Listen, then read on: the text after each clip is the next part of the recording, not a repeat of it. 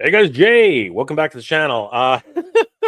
Okay, I want to apologize first of all to everybody who was on the or who's still, I'm going to say still on the the Mythic Legion's Dragon stream. I had to hop off there because I definitely had to come in and be this podcast because this is for me. I don't want to be playing favorites here, but this is the fantasy chat that I really want to be in today. Of course, we're talking about ToyLanta today, so I really wanted to come in here and chat with a couple of guys who, one of them I haven't seen in a long time, haven't chatted in a long time, so it's really great to reconnect with him. And of course, we have another one who's just going crazy right now. Only 2 weeks left, more or less, until he has to go absolutely bonkers and try and make sure that he's not losing his marbles. But yeah, guys, if you guys have don't know what I'm talking about, ToyLanta is only in a few weeks away, and many of the people who I was with on the live stream just about 5 minutes ago, the Four Horsemen, Carlos of the Badass Reviews, and of course JP of Thundercats Classics, we're all going to be there. It's going to be freaking amazing, and I hope you guys are going to be there too. Tickets are still available, but you know what? Why am I talking about this? Let me bring in my very special guest. First, of course, he's been on the show a couple times now, and of course, he was running this show that we're talking about right now. Guys, please help me welcome Brett from ToyLanta. Brett, what's going on, brother? How you doing tonight? Living the dream, man. Living the dream. Yeah, right, bro. You're freaking running around your head cut off right now. I know it. You can't lie to me. So everything going good. I mean, it feels like forever since we talked, Brett. That was like 12 hours ago. It feels like forever, Brett. Everything going well with you? Like planning still going right? Because like you just added another artist today. I mean, like I found that out earlier this afternoon. So I'm really excited. So many more guests, so many more people involved. It's shaping up to be something really, really special, Brett. Well, good deal. Yeah, we've had a lot of people kind of come out of the woodwork to either want to attend the show or be a guest or be a part of the show. Everybody that's kind of offered will eventually be something with the show. It's just not probably going to happen this year. Where Guy sent me a message. It's something you and I had already talked about a couple weeks ago, and when he reached out, I was like, well, that's just something I don't have to check off my list. He came to me. So then that's, he's got that other project that we were talking about that very interested in having that at ToyLanta as well. Yeah, exactly. Yes. And that's going to be incredibly exciting. I can't wait for both of those things to come to fruition. I mean, things are going mad crazy right now. A lot of things happening. But we do have another wonderful special guest who's going to be joining us today, and honestly, I'm excited. I've known Josh for a while. We sort of lost connection for a little bit because again, we're just too busy. But it's going to be great to be able to see him again, and at PowerCon, ToyLanta, Power Up ToyLanta, and it's going to be it's a mouthful. Thunder Cougar Falconbird. I'm tripping over myself here. Okay. But of course, as I mentioned, very special guest. Let's bring him in, Brett. And let's talk to Josh Sky, guys. Joshua Sky, what's going on, brother? How you doing tonight? I'm great. Thanks so much for having me. I'm so excited. It's great to be with you guys and also to reconnect and hear what you guys are up to and just talk about toys. Oh man! And of course, the upcoming convention, which is going to be awesome. We're not just going to be talking about toys, though, Josh. We're going to be talking about lore. We're going to talk. We talk about something because you are the man to talk about Master of the Universe lore. I mean, for crying out loud, for the last few years, you've been doing nothing but creating the lore of Master of the Universe. First off, how are you doing? What else are you working on? Because I know that you've done some stuff with heavy metal and some other wonderful projects. And of course, what other writing have you done?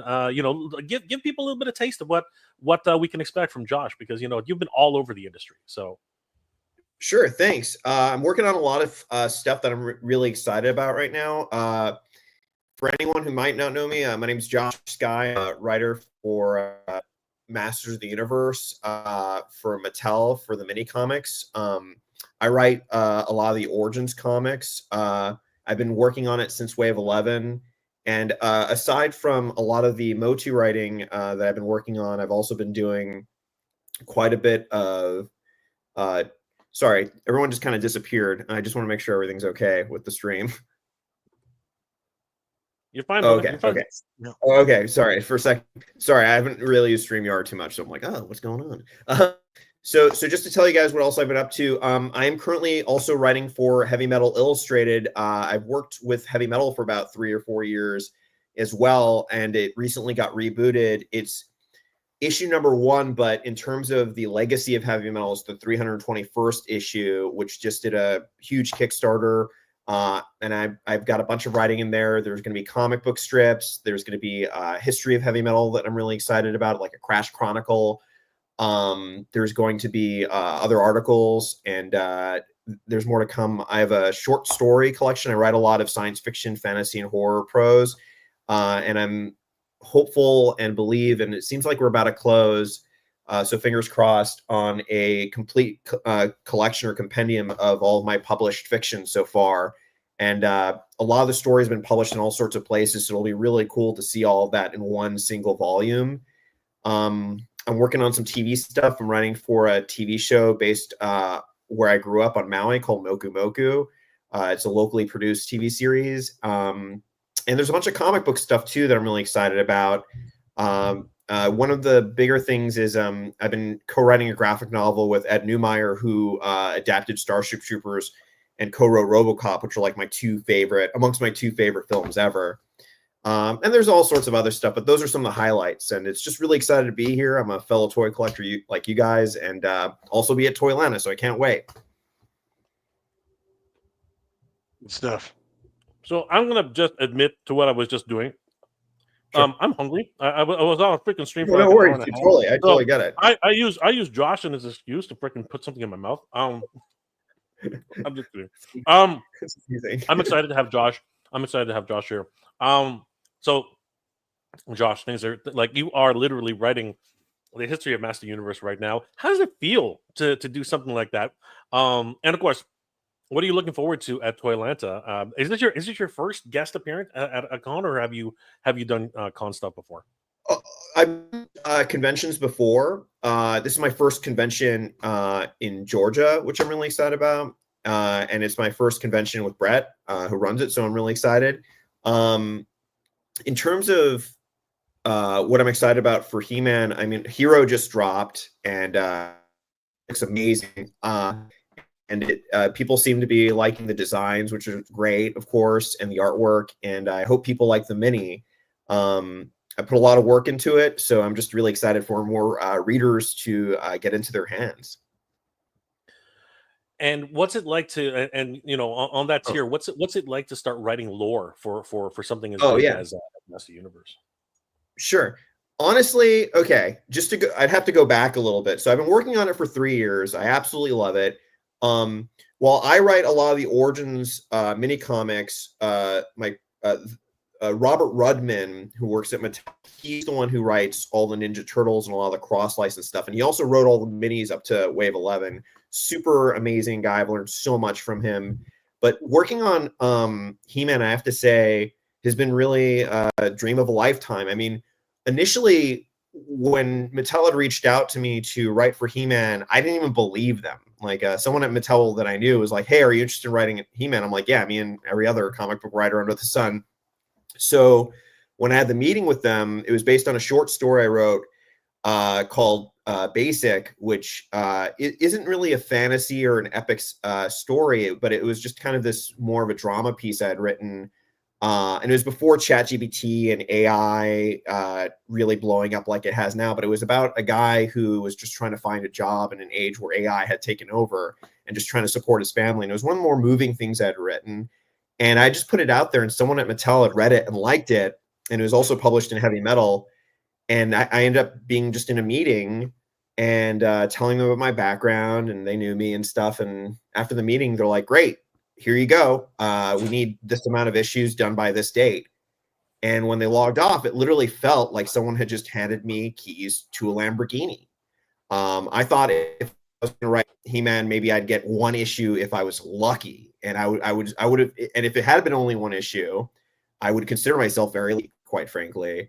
So it's been nothing but a blessing. And I try to never take it for granted. And I try to make every single issue the best that I can make it. And I try to treat every issue like my last, because it's just such an amazing opportunity. My attitudes also about it are really, my recent epiphany about it is some of my favorite and the most influential comic stories ever were about the length of a mini comic. You know, the first original Batman story, which I think was like in 1938 or September of 1939, that was only 6 pages. So look at the legacy born from the first Batman story through now, right? Just from a 6-page story. The first Spider-Man story, which was an amazing fantasy, 15, that was a 10-page comic short.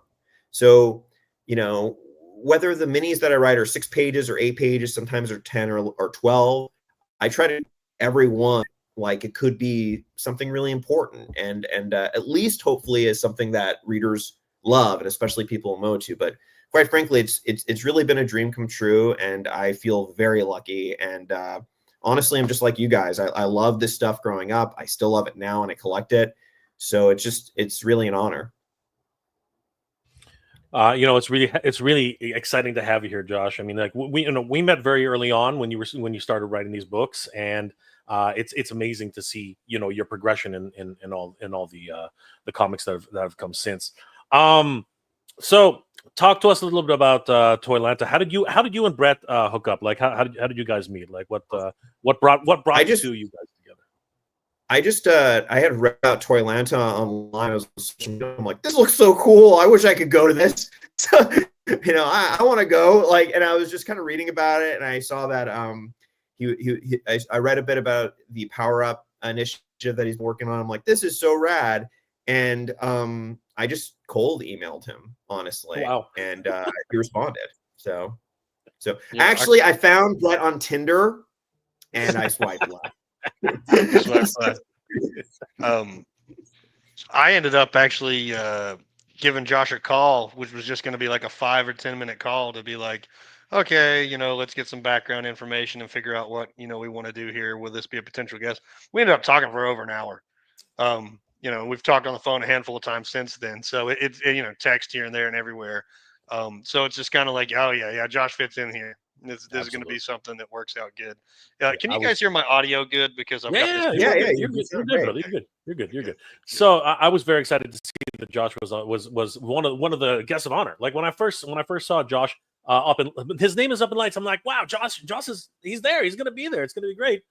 And then somehow I got I conned my way into being a guest too. So it was a great experience. I mean, like, you know, we'll be able to table together. I'm just kidding. It'll be a lot of fun to see Josh. Well, Mega J, it makes us both con men. That's what we are. No, I was really excited to see that you were attending too. I was very excited. I was like, oh man, it's really cool. Because like we're all kind of floating in our own like orbits. So it's just kind of cool event where we can all congregate at. It's so cool. It always is. And you know what? Meeting with Toy Tupers, meeting with people in the industry, it really is a wonderful time to do that. And of course, we have Brett to thank for all this, you know, bringing us all together. So thank you, Brett. Appreciate that. Yeah, man, it takes a village. We're working hard over here just to throw a party and, you know, maybe make a couple dollars. But, you know, like that's not the goal. The goal is to have a good time and an experience and keep this stuff going. Not just for us, for the next go around, for the next guys, for the next generation. Absolutely, 100%. Got a lot of people in the chat. Thank you guys for hanging with us, because I know that the other live stream's still going, and they're killing it right now. Skeletor is in the house. On to the next show, Jay. You're one awesome man. I don't know if that's true, but thank you, Skeletor. I appreciate that. Frank Rivera. Hey yo, Frankie. What's going on, brother? The Great Deceiver. Oh, the Great Deceiver. Evening, the Great Deceiver. On you 83. What's going on, my friend? Collector Phil. Always good to see the collector. Frankie Rivera, what's going on, brother? Jay's the hardest working. Yeah, right, man. I'm the laziest working YouTuber you ever did see. Just leave the computer on. Jay just leaves it on, just starts talking. Like, where are we going to StreamYard next? It's been 2 weeks since I saw Brett. Yeah, right. Brett and I, what was it, 24 hours? It's crazy. Yeah, I don't even think it's been 24 hours. Yeah, that was a later stream. Probably. What's up, Frankie? What's going on, guys? Jinx Caliber. What's happening? Long time no see, Jinx Caliber. I haven't seen you in ages. Good to see you, bro. Attorney of Royalty, dude. The man, the myth, the legend. He literally just won Blade at the Mattel at the Mattel revealed event. This guy is awesome. Guys, if you haven't checked out Attorney of Royalty on Instagram, and now he has a brand new YouTube channel, you got to hook up with this guy, bro. If you want to come on, like, we got room. I got another box. You know, we can definitely bring you on. I mean, if you want to talk Josh's ear off, I know that's what you want to do. We're gonna do that, because I know you might not be able to show up. I don't know if you're coming to ToyLanta, but bro, if you want, just send me a PM on IG, and I'll bring you in. Let me know. Actually, I'll just do that right now. Peter, what's going on, bro? How you doing tonight? Josh. There he is. Let's see, who else do we got here? I'm pretty jealous of you guys going to that con. I know. I figured that you wouldn't be able to make it this year. I have to go. Yeah, pretty much. For the deal. Brett don't have much choice in the matter. I'm pretty sure. Peter, did they ever remake the two figures that were at the end of the line where they were both tops? Yeah, the Spinster. I know who you're talking about. The two spinning tops. Josh, what are the names? I can't remember anymore. Twistoid and Roton. That's right. Twistoid and Roton. See, Brett's got them in the behind him right there. Collector fail. Heavy metal. Yes. Josh is in on that. Hey, look who it is. Simple Tricks and Nonsense. What's up, guys? Hey. Another pair of wonderful guests of honor at the show. You guys got to check out their cosplays. They're killing it right now. Is Tarna back? That is a good question, Josh. Is Tarna back? Yes. They've posted it on the Instagram page for Heavy Metal, and even on Heavy Metal's LinkedIn page for those of you guys who surf LinkedIn a lot. But there has been some art revealed and covers. Actually, I think I reposted some of the covers too with Tarna. So I'm definitely excited about that. By the way, am I coming in okay, or am I super slow? I think Attorney and Royalty or Mike was like, I have dial up. I'm like, oh, so I don't know if it seems fine on my side, but is it like slow? No, on your video is a little laggy on my end. I can your video. Your audio is fine. Your audio is amazing. So that's all it really. In reality, that's all it really matters. Because I'll just talk like this the whole time. So that'd be awkward. At least you're not chewing something, in the background trying to hide. Urukai, what's going on, brother? How you doing? Peter, this is crack. Yeah, brother. Don't worry, it's all good. Skeletor, Josh Sky, love Motu. Thanks for what you do. Motu lore is so important. Thanks, Skeletor. Appreciate that. Of course, Josh is a treasure in the Motu community right now. Peter, his camera's from the 1980s too. Well, come on, be nice, guys. What the fuck? You guys are terrible. Simple Tricks and Nonsense. Does Hero have a common name? Is it Irving Lipschitz? Close. I don't want to give it all away, guys. Oh my gosh, yeah. The secrets must be kept, everybody. Just like the book of secrets. Let's see here. Jinx Caliber. I hope you've taken charge of the bringing the Powers of Grayskull line further along. I don't know if you can just drop us a hint, Josh. Any future plans at all? You guys, honestly, I would say a lot of answers are going to be in that mini comic that comes with Hero. I wish I could tell you more. I wish I knew more, honestly. What I can say about that's public knowledge is that it was a blast writing that issue called Hero's Journey. And it was not easy. It was a lot of fun, but it wasn't easy because it was the equivalent of writing a pilot in like 6 pages because you had to establish so much. lore in what's going on, and I had to do a lot of my homework. And some of the places that I had to look for pieces of lore weren't immediately obvious, but it was a lot of fun going on those egg hunts, and it was really cool. And there's a lot of great reference material. Of course, Axel's artwork, is just so transportative, and he's created so many characters. So it was just an absolute pleasure to look at some of those images and to read as much as I could. But yeah, it was definitely a fun challenge because you had to kind of establish this whole new area that we haven't really seen in mini comics that much, or if at all, and make it all make sense, and establish these characters that are in it, and also make it open-ended for more adventurers, and also make it satisfying as a story in of itself. So, but it was a lot of fun. That's awesome. Attorney Royalty, Josh, we got to get you off that dial-up internet. everyone's being mean tonight. Josh, guys, I actually have a hand crank rotary phone, so I can get up to 56 kbp or whatever it is. Hook it up to the bicycle. It's the smog in California, guys. Come on, leave poor Josh alone. Peter, True. I have 2 #1 issues of the MotuCon book. One copy accidentally got 2 covers put in during printing. I'm sure it's not worth much, but still cool to think. Yeah, absolutely. I believe that was you might be talking about the Beastman edition. That one had 2 very distinctive covers, but yeah, it's interesting because the font style was actually different, and of course there are actually 3 if you really want to look at that, because then there's the international version that has no language, right? Which Josh can't claim. Josh has no claim to at all. it's just a blank book. I think it's the mini comic knowledge, though. I have to say, it is cool to see, though, that there's a mini comics market that is slowly growing. And if you go on eBay, check it out. People are actually grading some of the original 80s mini comics, which is really cool to see how they're doing that, and how there are people who have found new ways to put them into protective slips, like how you would bag and board a comic. They've got those for me. So it's just really kind of cool to see this subculture within a subculture that's developing this form of collecting.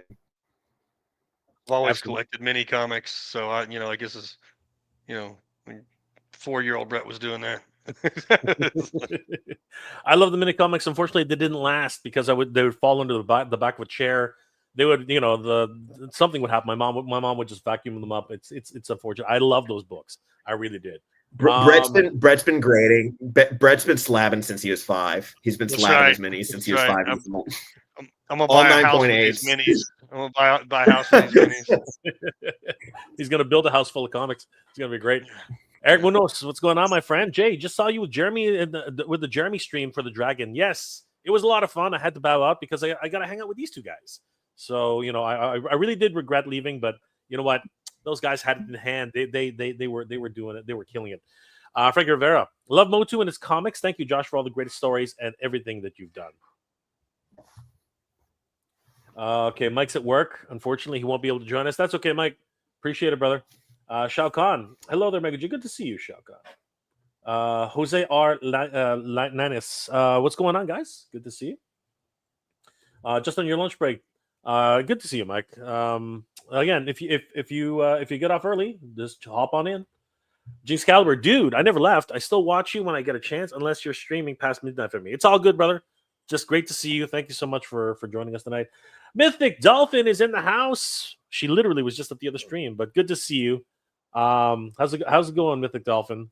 I met the Mythic Dolphin. She's real. She actually exists at Legion's Con, along with Brett. I saw Brett there too. Jose, yeah, bro.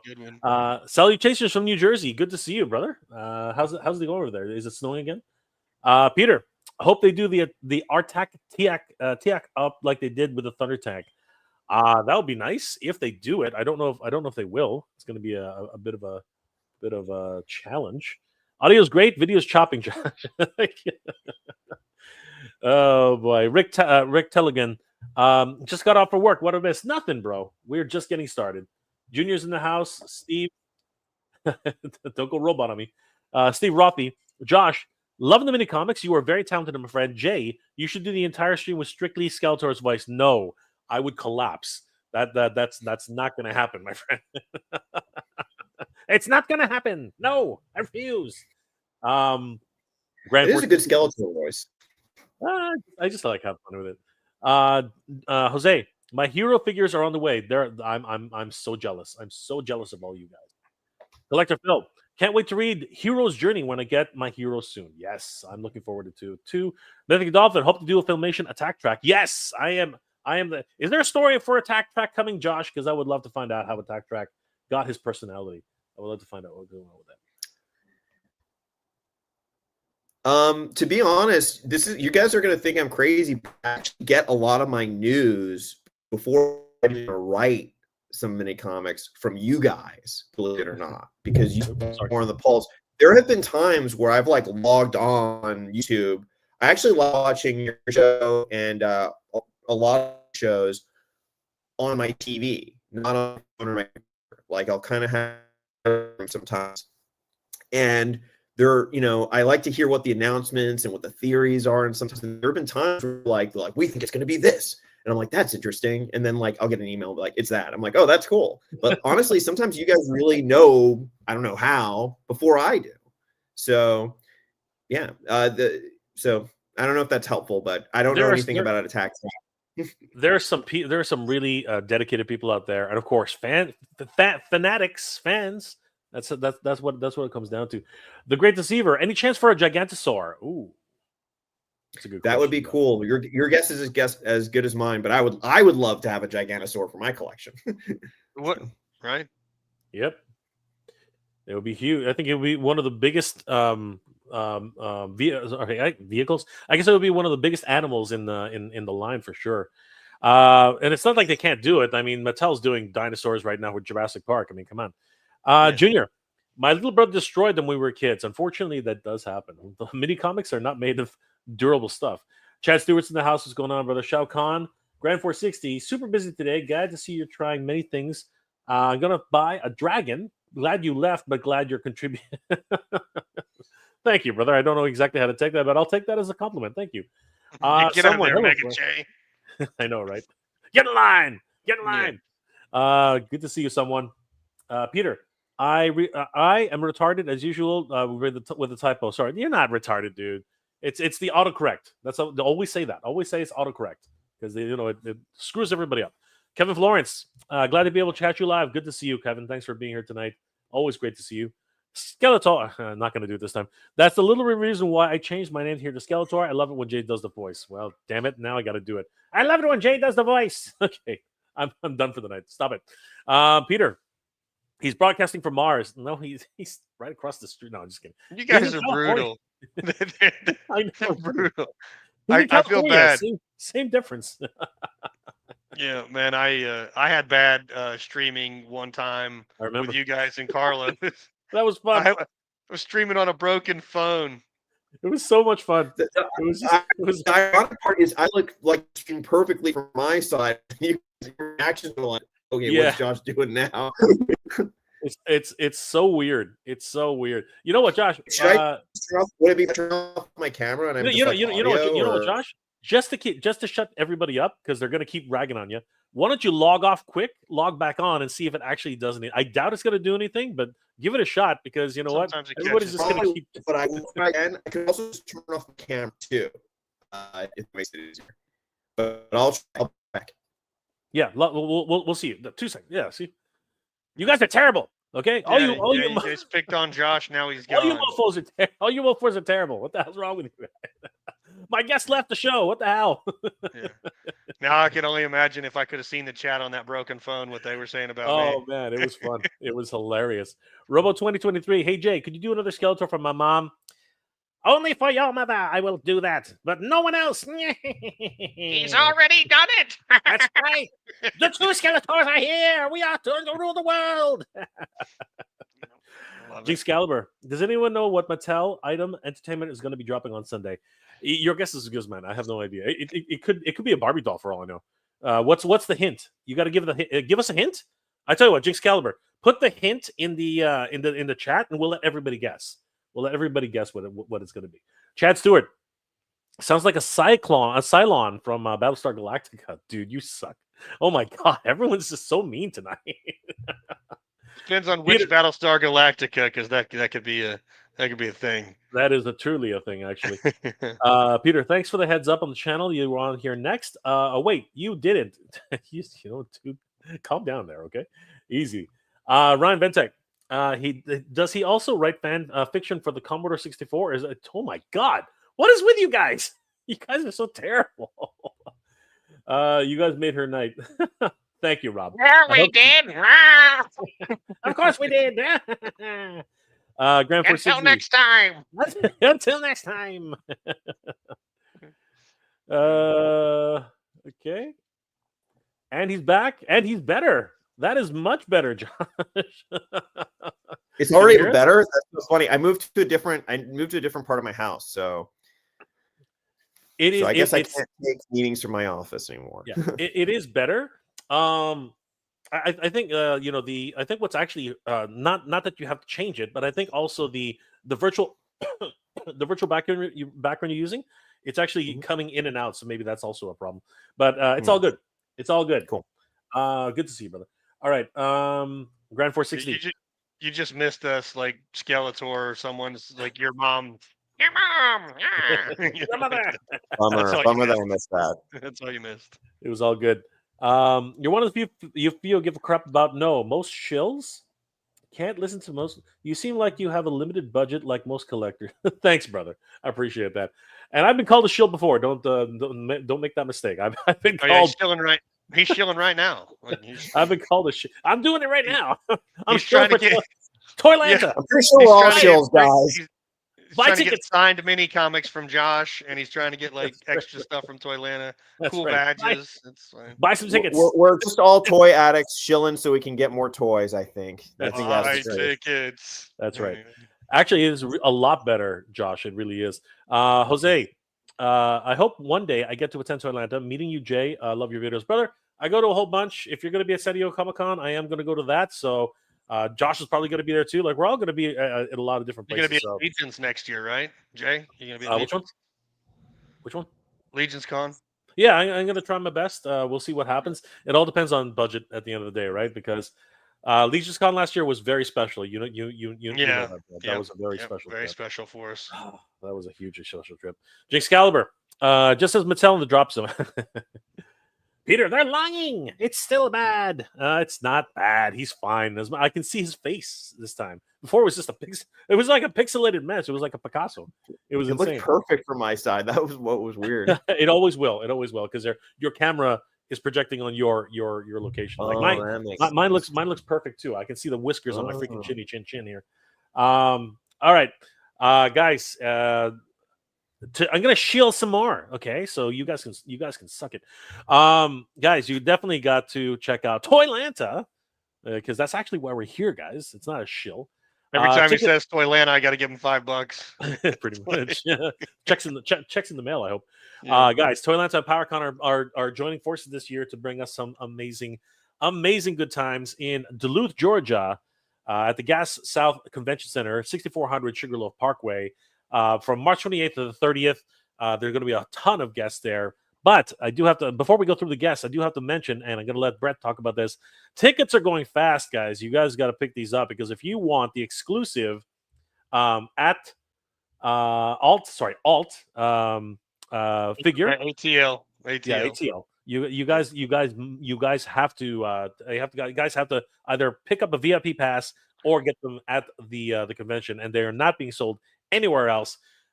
Take it away, Brad. What's the package breakdown and what can people expect? Well, I just kind of wanted to touch on the power up ticket and the VIP ticket, the ATL 25. Those are in limited numbers. Anybody that picks those up can attend the after hour events, such as the lobby swaps or any audio video things we got going on off site at either of the hotels, because we have two. The classic ticket just gets you access to the convention center, the sales floor, and any event that happens at the convention center. Like you guys to note that I'm on a new computer today because of numbnuts over here. Excuse me. I was trying to mess with that cord again. Get over here. Yeah, he knocked it over yesterday. He's a bad boy. Yeah, he's just clumsy. He's not bad. He's just dumb.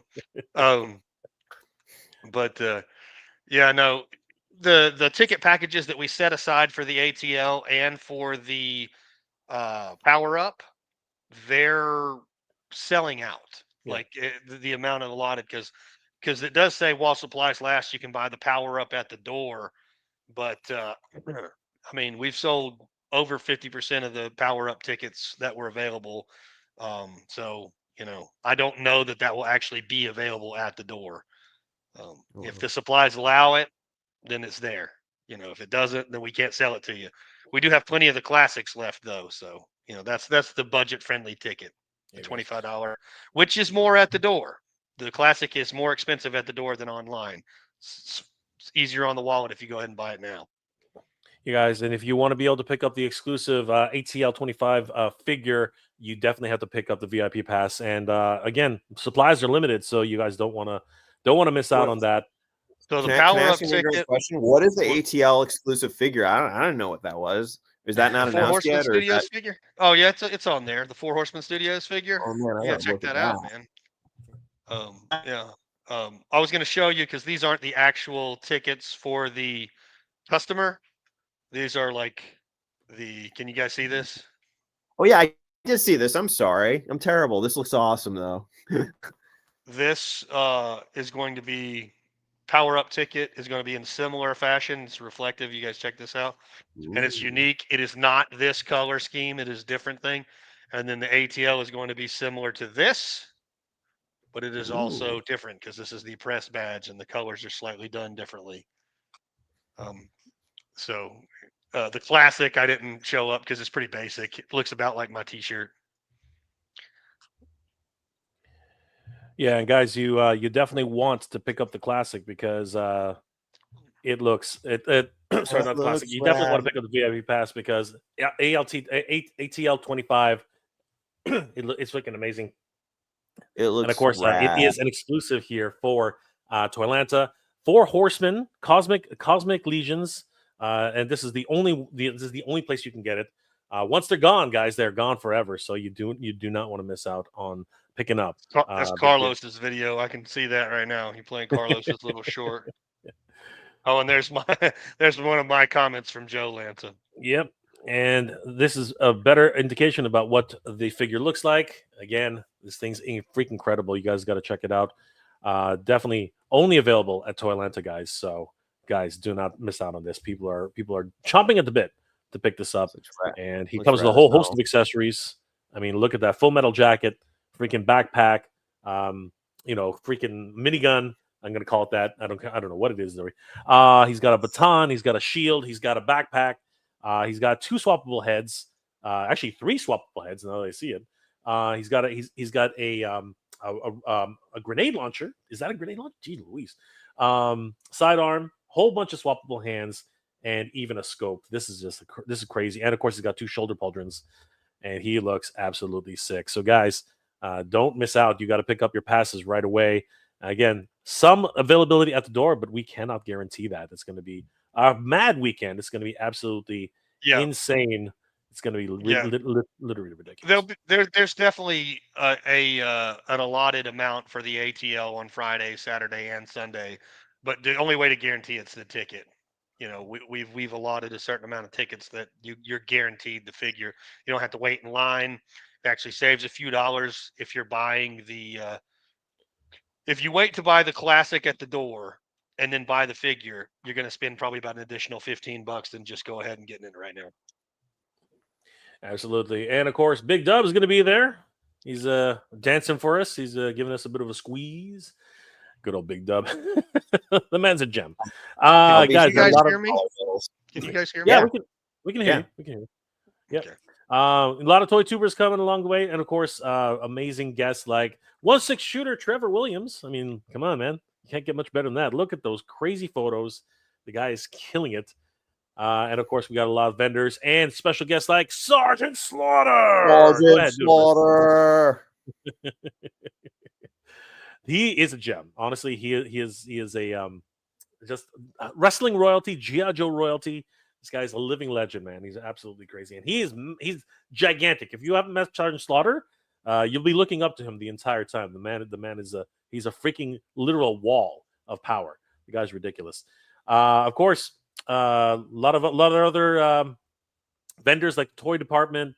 Monster Force is going to be there, so these guys are freaking. If you guys haven't seen Fresh Monkey Fiction, these freaking figures are killing it as well, and just a whole bunch to pick those up.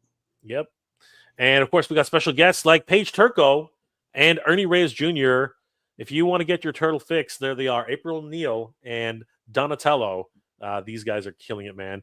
Hey, did we see Ernie Reyes Jr.'s face?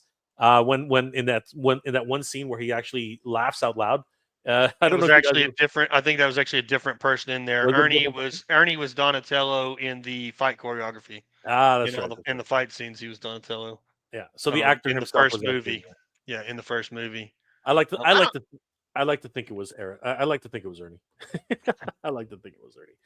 Yeah, guys, this is definitely a chance. And of course, the OG toy collector himself, Pixel Dan, is going to be there with his new book. Pixel Dan. I got to tell you guys, this thing is heavy. It is a brick. This thing is a great book. It is such a good book. That book is so good. Actually, this is a fun little avenue of Motu lore. I forgot the name of the character off the top of my head. It might have been Brain Lord, but the book's out, so I can talk about it.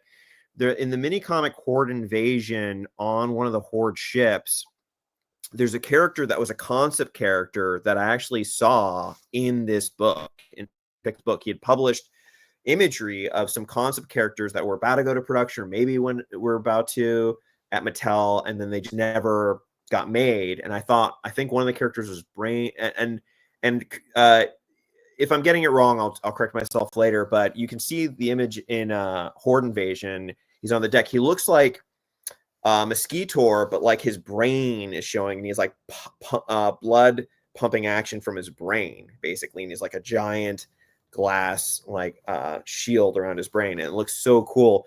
And what was great was Pixel Dan totally caught that I'd put that in there. He's the only YouTuber that I saw that had like caught it, which was really cool. And he's like, "This is so cool." And in my head, I was like, "Yeah, I got it from your book," honestly, which showed so many different concept images from Mattel of toys that never really made it out there. Hopefully one day we get to see that toy, but I just wanted to include it somewhere so fans could see this character in action. That's awesome. That's really great. And you know, some inside baseball right there. That's some crazy stuff. Helder Santos, I got today for my birthday. Happy birthday, brother.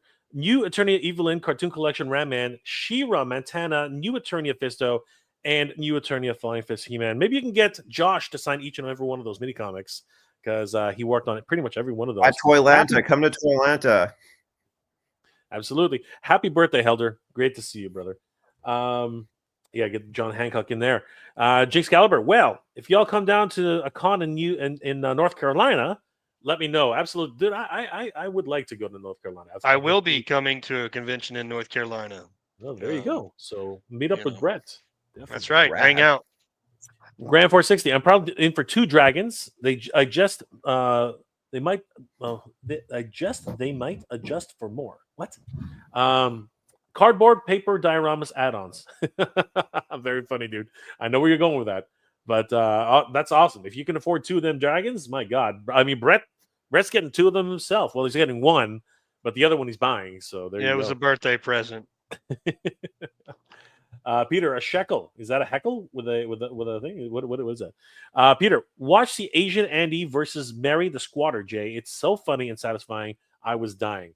I'll have to take you up on that. That sounds like an interesting development. Frankie's in the house. Josh M. Will Vintage Faker be online Walmart pre-order only, or will it be in stores? It should be in stores. I don't think it's an online exclusive. That'd be dumb. And if it is, Walmart is just getting stupid. No, you should be able to find it in stores. As a matter of fact, I wager you'll probably find it in stores before it actually starts shipping out to pre-ordered people. That happens a lot, and that's really terrible. But it happens all the time. Chad Stewart, why was PowerCon moved to Atlanta? It seems a central state to kind of get screwed out of the big cons. Well, Brett, do you want to take that one, or what? Are you just? We're just gonna let that. I think Val should be the one to take this, but he's not on here. So this is a PowerCon sponsored event, Power Up. That's why we're having a lot of PowerCon related guests and fantasy themed areas to the show. It is a Power Up. The PowerCon area is the second floor of this convention center. And we're doing that for a variety of reasons. One of them being is I'm a giant PowerCon fan, and there was not going to be one this year. And me and Val figured out a way to do it as best as we could to give the community something. Something is better than nothing, in my opinion. But then again, this is just what we could do. Hopefully it works out, and maybe we can figure something out for next year that's a little better.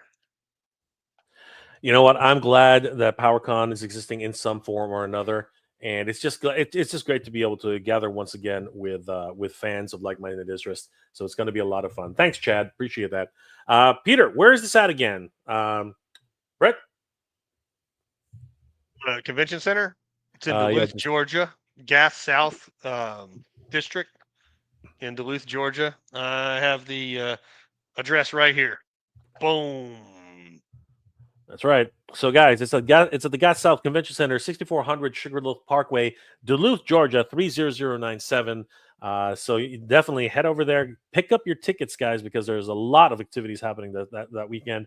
Of course, Josh, myself, the Badass Reviews, all of us are going to be there. Robo Don't Know is going to be there. Same thing with the OG Pixel Dan and even Shardom's Prime. A lot of Toy Troopers coming, and of course, Newt and Johnny Havoc are also going to be there in their cosplay. It's going to be a fabulous time, guys. You definitely got to reserve your tickets because once they're gone, and you definitely don't want to miss out on the exclusive figure for ATL 25. He's looking great, and of course, Sergeant Slaughter is going to be there, guys. For crying out loud, everybody wants to see a Sergeant Slaughter. Let's see here. Attorney Royalty. So the Power Up part is basically Power Con. Did Val just tap out then? Honestly, I'll take this one. Val is dealing with a lot, and you know what? This was just something that Brett and Val just wanted to keep it alive. You know what I mean? So this is just a really great time for us to continue with PowerCon in a year that there was not going to be a PowerCon. So I think that this is a great opportunity for everybody, guys. Peter. Okay, she's pretty. She is pretty. She is very pretty. Yes, she is. And you can meet her in person at ToyLanta, guys. And of course, PowerCon. And she'll probably be dressed as Master. She'll probably be as She-Ra. She'll probably be there as a whole bunch of Mythic Legion characters. Sorry. And John's going to be there too, so it's going to be a great. Also pretty. John is also. John is also John is incredibly pretty. He's incredibly pretty. Grand 460. Not to be an ass, I don't even know what they were even talking about. At first, add another window on the stream. Yes, I'm tired. Yes, I work 13 hours, but you need to account for workers. No problem, brother. You know what? It is what it is. The dragon is a big purchase, okay, and it's not going to be for everybody. So if you're not in it, you're not in it. I totally get it. Josh M. He's 6'4", according to my God. Sergeant Slaughter is 6'4". That doesn't surprise me. The man is gigantic. He is a big. I feel like he's bigger than that. I think so too. Ask him to put his hand next to your hand. It will be swallowed up. It will be swallowed up. Josh M. I like Pixel Dan's black shirts with blue squares. It's amazing. He's got great design. I like his rad skeleton that looks like Ninja Force Artan. Yes, sir. I like them all. Shapeshifter Pro. Hey, do any of you guys know what Skeletine's? Here's a good one. Do any of you guys know what Skeletine's real name is? Are you talking about Skeletor? Oh no, Skeletine. No, I know Skeletine. Yeah, Josh, you must know what Skeletine's real name is. I did not write that issue, so I don't know. Unfortunately, I could make something up, but it wouldn't be lore. Well, Shapeshifter Pro, okay. if you can give us a go ahead, Josh. Go ahead. Teletine is messing around. It's all good. Yeah, send us your factoid there, Sheepshifter. Well, we inquiring minds want to know, and Josh wants to know because he's got to write the next issue. Peter, so never finished my classics line yet. Was wondering should I keep buying them or used or switch over to Masterverse, brother? I can't. No one can answer that question for you. Got to answer that. Yes, to all of it. You should continue classics. You should buy Masterverse. That's what I did. There you go. The anything wisdom. with He-Man on it. That's right. Start tattooing it on your body. I mean, there you go. Look at that. Oh, that's awesome. I never saw that. That's rad. Brett's being attacked. yeah. He's a jerk. It's fine. He doesn't understand. Eldor is in the house. Masterville Toy Hunter. Good evening there, Jay and Co. My good sirs. Good to see you, Eldor. Good to see you there, Joshua. My good sir. Master Toy Hunter. Good to see you, man. Kenzo's Creations in the house. What's going on, Kenzo? Good to see you, brother. Kenzo. You guys already? Definitely subscribe to Kenzo. Subscribe to Master Versal Toy Hunter on YouTube. These guys are amazing creators. Peter, does that anti-Eternia He-Man I keep talking about in Masterverse in that black and red font box? Are you talking about Masterverse? You're talking about classics? Because he hasn't been in Masterverse yet. I'm thinking you're thinking classics. So Peter, I think you mean classics. But yes, the red and black font. Anybody else we haven't said hi to? Chad would love PowerCon to come to Chicago. Honestly, I don't think that's probably going to happen. Val is when Val decides to bring it back, it's probably going to stay in his home state. I think it's probably going to be. Too. I think it's probably going to stay in the Columbus area of Ohio. Yeah. But you never know. This might turn out to be something that leads into something else. Anything's possible. Let's see here. Okay, apparently he doesn't even know. Okay, we will do some research for you and find out. We'll try to find out that. Barrenter, Malkin is okay. There you go. There it is. There's the answer right there. Ding ding ding ding ding. I feel like I knew that. My brain didn't work. There we go. Malkin is Skelton's real name. There you go. Andrew Davis is in the house. What up, Jay? Chat. What's going on, Andrew? Good to see you, brother. And Frankie Rivera. Kenzo's Creation, what's up, brother? Everybody's good. All right. So now I am interested in quizzing Mr. Joshua Sky here about his career. I'm just kidding. We are definitely going to go through a bit of Josh's lore because I found this and I thought it was hilarious. Josh, did you know that there is a Motu Origins comic database? No, I didn't know that. That's so cool. I really didn't know that. This is literally an archive of every single Masters in the Universe mini comic cool. That's out there. So. That is so rad, dude. This is crazy. You should contact these guys. Get some special. Yeah, I have to. I didn't know that. That is really cool. I am gonna go ahead and send Josh a solid. We're gonna go. Yeah, please send me that. A really cool resource, guys, by the way, outside of sites like this and also collecting the mini comics as well. A really great resource. I want to give a shout out to Master of the Mini Comics.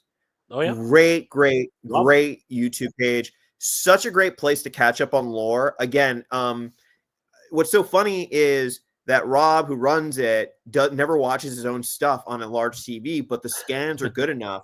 I don't know if you guys are familiar with what he does on his channel, but he adapts all the mini comics, past and present, the storybooks, all sorts of different pieces of Motu lore with voiceovers like Filmation animatics. And it's great. And it's a great way to catch up on lore. It's a great way to revisit some of these stories. And he puts a lot of love, sweat, and sincere love, sweat, and tears in this place. And he's a fan, just like all of us.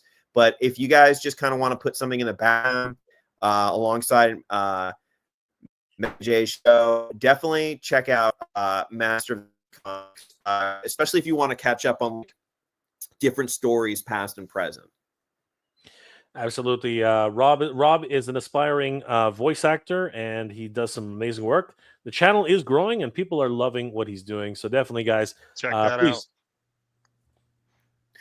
I mean, that's a place I go to also to catch up on my list sometimes, where I've read all the mini comics, in the past, but sometimes I'm like, what was that one again? And it's great because you can pop it on your TV and watch it, you know, and have it run in the background several times. Because they're about 6 minutes, 10 minutes tops each episode. So it's great. You can just it's very digestible. Absolutely. So guys, definitely check out Master Minute Comics on Instagram and his YouTube channel. Great friend of the channel, of course. Huge shout out to Rob for doing some amazing work. But we also have this Motu Origins comic database. So I wanted to ask Josh, in your many books that you've written over the years, which one is your favorite? We'll take a quick look at it here on the archive. Sure. Gosh, that's a really good question. I would say my top two off the top of my head are probably toss up between the issues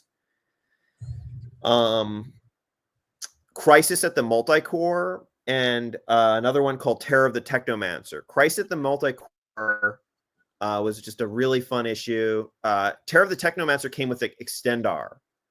And then, He Skeletor is the one that Crisis at the Multicore came with. And it was so fun to write this adventure. I had an absolute blast. And we're on the first page, so I can talk about this now. There's the story centers on different parallel Eternias. And one of them is dominated by Snakeman, so much so that there's a Snake He-Man. And I had written this opening page that we're on just as kind of a interesting moment to like open up like a Star Trek episode or something where everything's like different and you don't know why and why is He-Man different. And there's just something about this Snake He-Man. When he showed up, a lot of people made customs of this guy actually. Oh, yeah. And I Mr. Eternia or Mr. K sent me one of the customs. And I absolutely love the custom that he sent me. He didn't make it. I have to recall who it did, but they did an amazing job. It might have been a Bomb Star Outcast, I think may have been his name, but I just absolutely loved it. I know Bomb Star and and this was just a really fun issue also just because there's a lot of humor. I was thinking about this issue a lot because I want to inject more humor into the mini comics when I can, and I thought this was a good blend of humor and concepts and action. Like a buddy cop movie. A lot of people had hilarious reviews of this one, and it seemed to really resonate. So I just had a really good time. Writing this issue.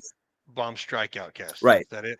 Bomb Strike Outcast. Yeah, there we go. No worries. And the other thing that was really enjoyable was one of my favorite kind of indie Motu artists who does his own custom He-Man sort of artwork is Ken Coleman, who recently worked on the Brave Star line for Ramen Toys. And I know, Brett, you know him. His version of this is Double Spread. One of his versions of Grayskull, they had put that into this Double Spread. So this is one of my favorite scenes that I had written in all of like Motu lore or like Motu mini comics. There's a scene where they come to a graveyard of fallen Eternias, fallen Grayskulls, or devoured like universal worm eater called the Uni-Eater, right? And it basically the Uni-Eater goes from parallel universe to parallel universe, just imploding those universes by eating their core, which is the Grayskull itself. So this is like the inner belly of the Uni-Eater and all these different collapsed universes. And I had put this as a throwaway joke. I didn't know if it was going to get in, and it got in. I couldn't believe it.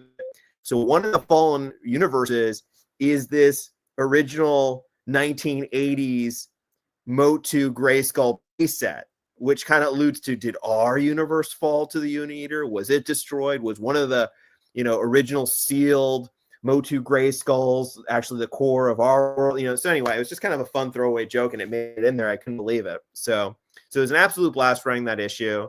I had so much fun. This is also, I think, the first time I wrote the collector into the story. And again, like I said, you guys honestly know more about what's coming out generally than I do. So I had no idea if later on a collector vehicle did come out. Did my issue inspire it? I have no clue whatsoever, but it did eventually come out. It was kind of cool to write that, what felt like was like a vehicle that a lot of people hadn't spoken about a lot, to find it and to inject it into the story, which it's Skeletor's ship, which they hijack into the Uni-Eater's belly. So anyways, just such an absolute blast writing this buddy cop, over the top, like Tango and Cash meets Motu type of story, and fans seem to like it, honestly. So yeah, so that was one of my early adventures.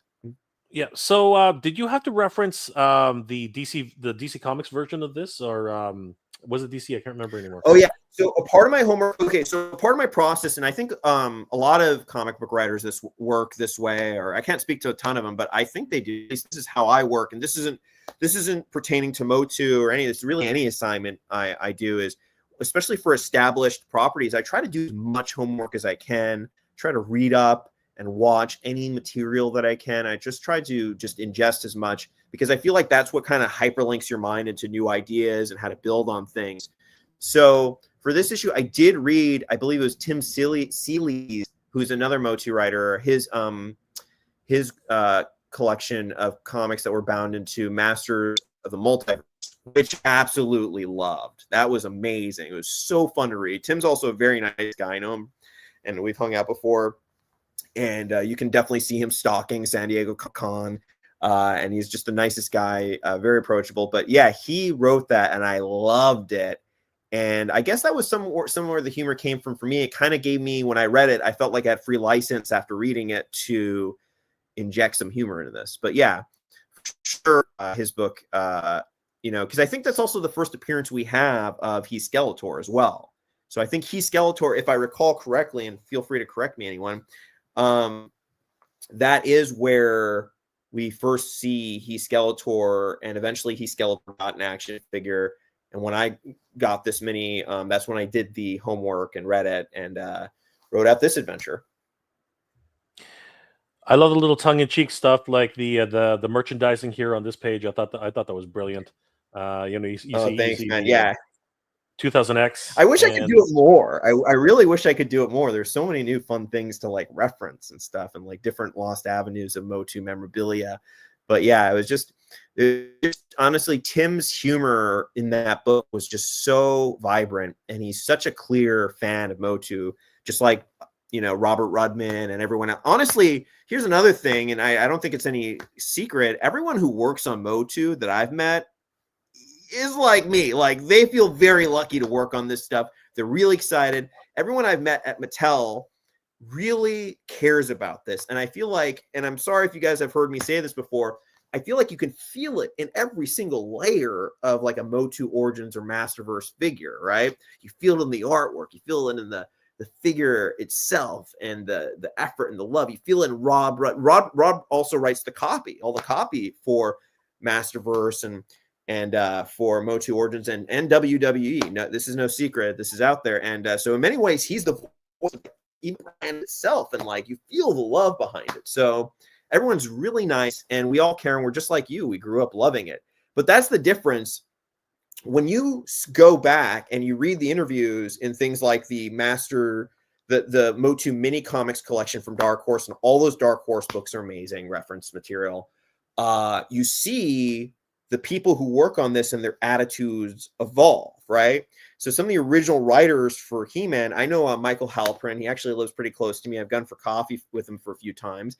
And like Michael Halprin, he like, a lot of these guys thought this was going to be a flash in the pan. I mean, Michael didn't feel that way, but like a lot of these different writers, when you read their interviews in the 80s, right? They're like, oh, like, because they were working on so many different properties, nobody realized that the 80s and 90s were really this embryonic time for these franchises. But then by the time you get to Tim Seeley's generation, guys like me were like, I can't believe I'm working on this, right? And then you have outliers like Larry Houston, who has the most insane career ever. Like Larry Houston was like, by day, I was like directing G.I. Joe, and by night, yeah, I was drawing He-Man mini comics. I'm like, dude, you had like the coolest career ever. Stan Lee's office was like down the corner from him, right? Because he worked at Marvel Productions. So it's just there's a different attitude throughout the generations, also of how the people working on it view it, and to me, it's really indicative that this stuff has reached the level of mythology, because mythology changes with generations and the different people who carry it forth. So anyway, I could wax poetic about that all day, but I think you guys get what I'm saying. I think you guys need to do that on the panel at ToyLanta. That actually makes a lot of sense. It's going to be a lot of fun. I want to be honest. Brett, I do got to call you and set up some panels for ToyLanta. I was gonna say, like, when's the schedule gonna go up, Brad? We gotta get ready. Man, I keep getting invited on lives. I can't work. I don't know what's going on. I hear you. Well, the lives are equally important, or very important, of course. Yeah, absolutely. Grand 460. Pixel Dan always makes me feel poor and lesser when he gets contacted for the deals that normals would never be. Can I interject on this one? Sure, go for it, bro. Dan has been buying from me since he was Dan buying out of Brett's garage. So he's been purchasing toys for a long time. I'm sure he gets stuff, to review and all that for. Yeah, that's right, folks. Brett knew him when he was homeless Dan. When he was, I knew him was just regular Dan. I knew him back in the Scotty doesn't know days. Attorney royalty. What? Yep. Yeah. I sold him that Blue Beer Stratos that he bought. Get out of town. Is that right? No, that's it. That came from me. Grand 460. Access is the real problem in this community, needs to be spoken about. You know what, Grant? I don't know if that's actually true. I mean, yes, they're with connections makes things a lot easier, but you're always going to be able to negotiate for something. But do you have the money for it? That's also a big problem too, right? So opportunities, my friend, opportunities. Peter, as a kid, I based my Eternia lore from the first minicom because I was there way before the series on, and it took me a while to change. Yeah, the first comics were very much fantasy epics. You know what I mean? Like the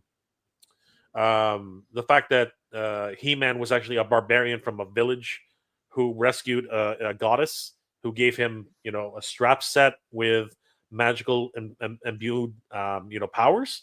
The power sword was a mystical object that existed in 2 different dimensions. You know what I mean? The fight for Castle Grayskull was much the fight for different dimensions, right? And some of those things carried over, and some of those things did not, right? But right. Time out, Mega J. You totally hit the nail on the head. This is what we're talking about before. He-Man was so in its initial big bang, so explosive and so imaginative, right? That it reached mythology status almost immediately, probably in those 4 initial mini comics that came out in the 80s, right? Because historically, right, when He-Man first came out, it was sub-licensed to all these places at once. So I went to places like Germany, and they have their own He-Man mythology in Germany. And then even in the UK and Spain, they have their own original He-Man stories. And then in Germany, they also have audio plays. They also have things like original Knight Rider plays and stuff too. But I agree with you guys for sure that those 4 initial issues, there's something about them that's just so creatively explosive and mystic. But also at the same time, writing on the mini comics when I was first onboarded, right, I was kind of looking around and I was like, what is actual Motu lore? Because there's so many parallel versions of it. You've got the mini comics, and even the mini comics, it changes, right? You've got the DC Comics line. You've got the Dark Horse Comics line. You've got the Filmation series. You've got the 2000X series. You've got the classic back cards. Live action movie, Revelation, the newspaper strip, right? And I'm like, oh my gosh, I don't want to crash this car I just got into. What is real Motu lore? And then you realize that's why it's mythology, and it's a distillation ultimately.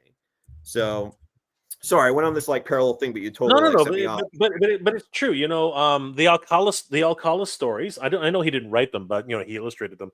But those are the days of just very simple, sci-fi, true sci-fi epic lore, right? Science fiction lore. And a lot of people are very, very attached to that segment. There are a lot of people who actually just will not acknowledge Filmation. You know what I mean? They won't acknowledge any of that. They'll just say, no, it's not my favorite. It's not my favorite. Exactly. It's got to be the mini comics or nothing, right? And some people are very much the straps are a force field, and things like that. So it's very interesting. And it's interesting that you should mention the German audio dramas. I think talking about Rob. There was a point at which Rob was actually cooperating with a group in Germany to actually get those translated, so he should actually put them onto onto some episodes, if I recall. Did you have anything to do with that, Josh, or like did you know about Grayskull? That? I think I may have connected. Them together. I don't remember. There's a few people I've tried to connect Rob that way to continue the sort of like discoveries he's been making and the adaptations he's been doing. But the German community is really incredible. They have their own thing going. They are their own thing. They have a lot of, if you go through the Character World Guide and Compendium, some of the most like edgy, interesting, different ideas come out of MOTU German lore.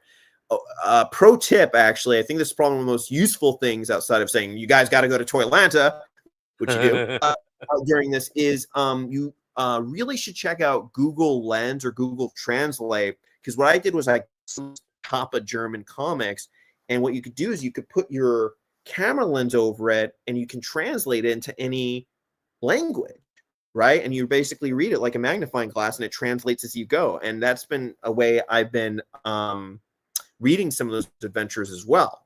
So but anyway, I'm not fully caught up on all the German MOTU plays. I think it's kind of an access thing too, quite frankly, in terms of just getting access to it. But I think that everything they're doing is certainly worthwhile checking out, and the artwork is definitely really incredible too. I mean, that's the difference between the minis and some of these magazines books that we're doing. I mean, it's like the equivalent of going from like your TV screen or your phone to like IMAX 70mm, right? And that's how I feel when I write mini comics. Like I'm trying to tell things, right? Like Lord of the Rings epic story, 6 pages. That's the size of like a phone screen, versus like when I write for Heavy Metal, it's like double spread magazine sized, right? So there's just a difference in formats, but equally awesome, I think. I love it. Peter has a question. If He-Man and Anti-Turning He-Man touch, would they be destroyed? Didn't they touch? Didn't they? They fought in Tim Seeley's book, all the time, as I recall. The whole they whole fought point many times. So no. Yeah. The whole point of Anti-Turning He-Man is okay. He kills all the He-Mans. Well, look, I wasn't going to spoil it. Okay, Brett already did it, so I'm going to go ahead and say. I mean, what? No, that actually is the crux of the story. Anti-Turning He-Man is looking to claim the power of all He-Man across every multiverse. So he has to touch them. he has to in essence kill them. He has to kill them all. So the answer is no. They would try to destroy each other. Frank Rivera, good to see you, brother. Let's see here. Josh. Does Josh have a YouTube? Do you have a YouTube channel, Josh?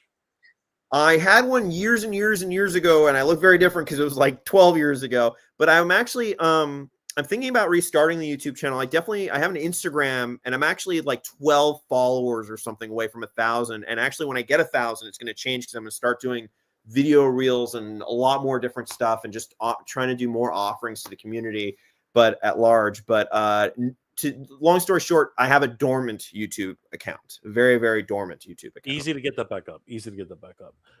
Josh M. Anybody follow Hero? I follow Hero. I love Todd's amazing, right, Peter? Todd's a great guy. Todd's a good guy. Frank Rivera definitely can feel love that's put into absolute historic timeline. Of course, you know what we have.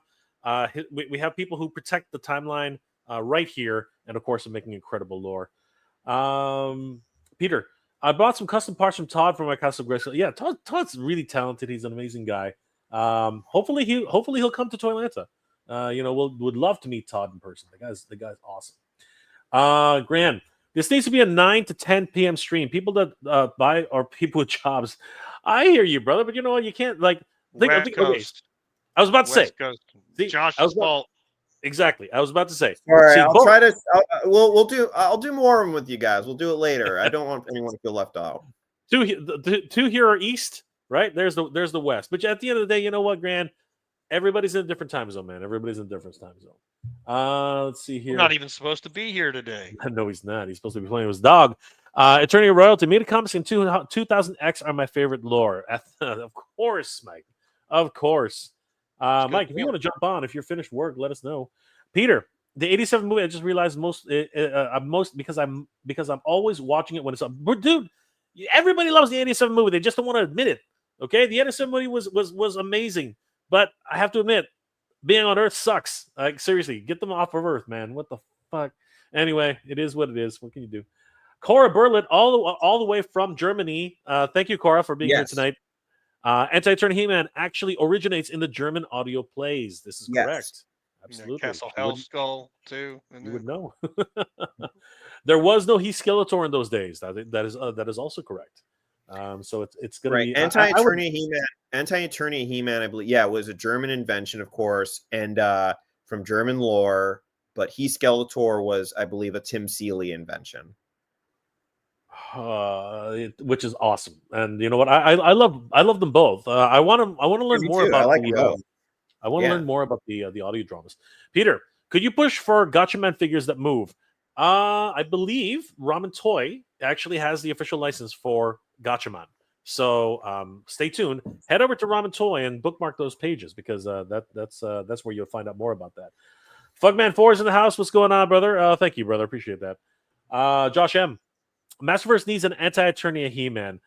Yeah, I'm surprised they have. You know, Josh, I'm surprised they haven't actually done that yet. Like, do you like? Not that you have to give away the secrets, but was there any was there any whispers or anything like that maybe it might come out one day, sometime in the future?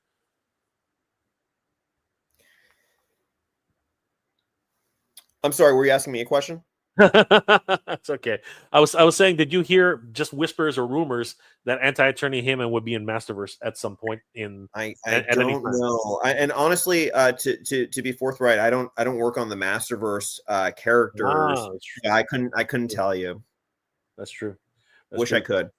Fugman, this is Joshua Sky. He is the one writing the lore for Master Universe right now. So, you know, and of course, I'll go ahead and say it right now since everyone's going to say it again later. Josh is is not on a dial-up connection. There's something the smog in California is screwing it up. I think. I saw in the chat where someone said he was AI. Oh, dude, that was just thrown wrong. Dude, while you were gone, people were just like throwing. I was like, "What the hell's wrong with you, idiots?" It was so bad. Mythic Dolphin, I love the Filmation He-Man and She-Ra. You know what? Well, I think we all do. We all do. And Josh actually inserted a few of those into the stories as well. So it was a lot of fun to see that happening. Are you doing the cartoon collection too, John, or Josh, or yeah. I'm doing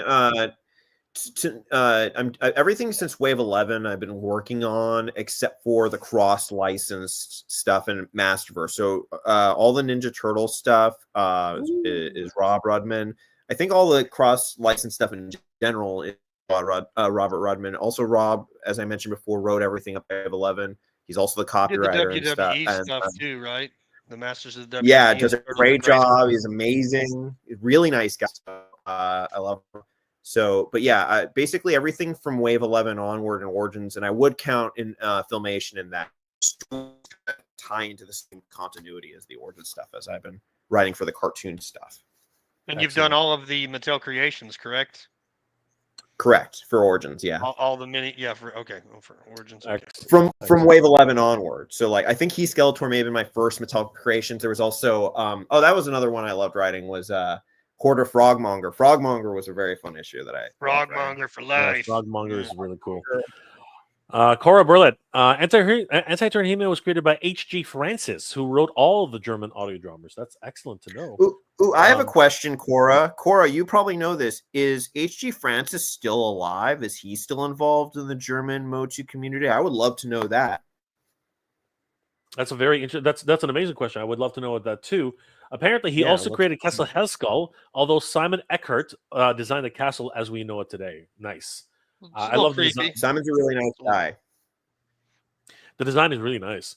I really like the way it looks. Peter, I'm really drawn to the Anti-Eternity He-Man and Anti-Eternity Battle Cup because they look so cool. They do. They look freaking crazy. Mythic Dolphin, I played with my brother's He-Man figures and Castle Grayskull more than my brother. I'm sure you did, Mythic Dolphin. Well, you're cooler than your brother then. Oh, she is amazing. Honestly, the Mythic Dolphin is not mythic. She's real. She's real, guys. I actually bought Classics Anti-Eternity He-Man because I wanted a 6 and 7-inch version. That's awesome. It's a great figure. Unfortunately, H.G. Francis died in 2011. Oh, that's a bummer. I would love to see if there are any interviews with H.G. Francis and dig up any records of him or her, but I think it's probably a guy, speaking about writing from O2 in Germany. That must have been so interesting. Yeah, I would. It must have been incredibly just being in the same room. You know what I mean? Just you want to be the fly on the wall, right? It's crazy. Grand 460, you're worried about the tariffs. I think we're all worried about tariffs, but there's not much we can do about them right now. How it would affect the Dragon, I don't know, because it is made in China, so that would be a big iffy. I don't know how that's going to work. Road. That's down the road. We'll worry about that in a year. Yeah. Exactly. And many companies are actually rerouting them to different countries in order to get them into the States. So there's things that can happen. So I think it'll be fine. Peter, it won't be woke like Kevin Smith's. What does that even mean? I enjoyed Revelation and Revolution. I love Revelations. I prefer Revolution to them, but if they would have been released at the same time, I think I probably would have enjoyed them equally. But I watch Revolution or put it on for background noise often. The kids like the concept of that, like Skelly Tech and some of the other fun stuff in there. Yeah. So I mean, I very much enjoyed it, but then again, I'm a very big Kevin Smith fan. Yeah. As a whole, I'm a Kevin Smith fan too. Actually, Ted Biaselli, who's the executive producer on it, I know him. He's a very nice guy. He is just like us. He loves Motu. He's really passionate about it. Yeah, I feel like I know that for some, the first episode of that series was a little different than used to, but there's a lot of love poured into it, and it's really good, I think. I only have one issue with the whole thing at all. There was with one or two scenes that just didn't fit. The Evelyn and Skeletor making out scene was a little kind of like not like there was a balance off on that, but that's not really a gripe. Like I'm not trying to be like the dad with 5 kids going, but I definitely did get a look over the shoulder on the kids, like what they doing right now, Dad? What's this? What's going on?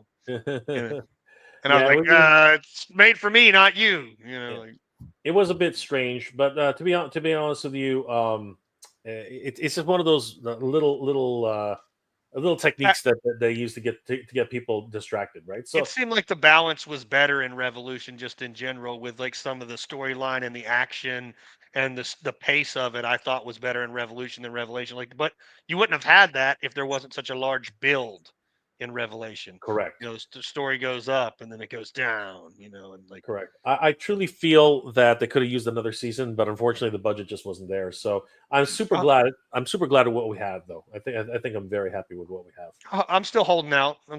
For a hero. So am I. So am I. I'm also if you guys haven't already, definitely you guys got to watch The Fall of Grayskull on YouTube, and if you come to ToyLanta, you guys can see The Fall of Grayskull director's cut, which is going to be absolutely amazing. Daniel Benedict, the director, is going to be there as a guest, along with many other guests like Joshua Sky. But yes, we definitely want to see. I'm a huge advocate for it.